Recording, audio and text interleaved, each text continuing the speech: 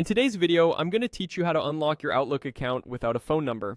This straightforward tutorial is designed to help you effortlessly navigate the process using just your email and password, so let's dive right in.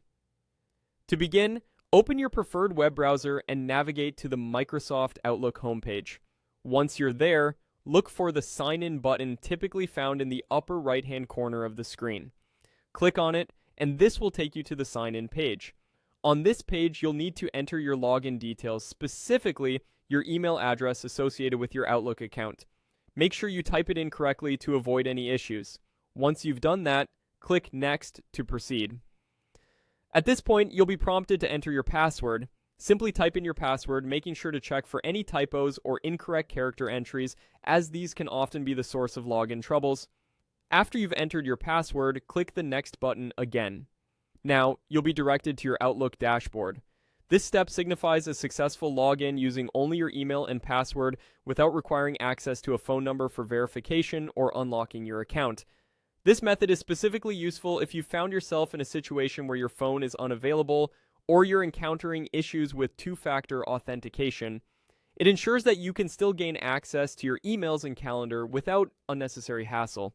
Just remember, it's always a good practice to keep your login credentials safe and to update your password periodically to enhance your account's security.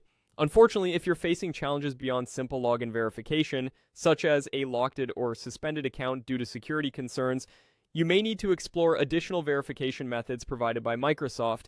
Typically, these involve answering security questions or utilizing recovery emails if you've set them up previously. Lastly, while this simplified approach doesn't utilize a phone number, it's worthwhile to ensure you have alternative recovery methods enabled in your account settings to prevent future lockout scenarios. Adding a recovery email or setting security questions can add an extra layer of security and accessibility, serving as valuable tools if you encounter similar issues down the line. And there you have it, a simple and effective way to unlock your Outlook account without needing a phone number.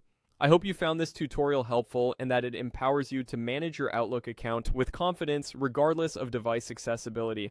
Remember to like and subscribe for more helpful tutorials and tips. Thank you for watching, and until next time, happy emailing.